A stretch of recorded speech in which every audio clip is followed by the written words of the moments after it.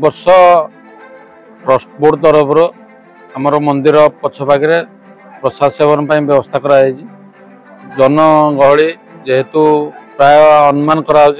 7 ରୁ 8 लाख लोक प्रथम दिन गाधोई हे से अनुजाई ये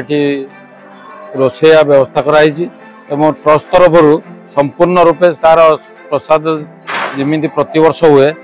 से ए वर्ष से प्रसाद करा माँ ट्रस्ट बोर्ड 2006 मसीह गठन है आज पर्यंत प्रतिवर्ष माँ प्रसाद सेवन जगह निर्धारण करा हुए से मंदिर पछपाखे समस्त को जमी सुरुखुर प्रसाद पाइबे तार बंदोबस्त करा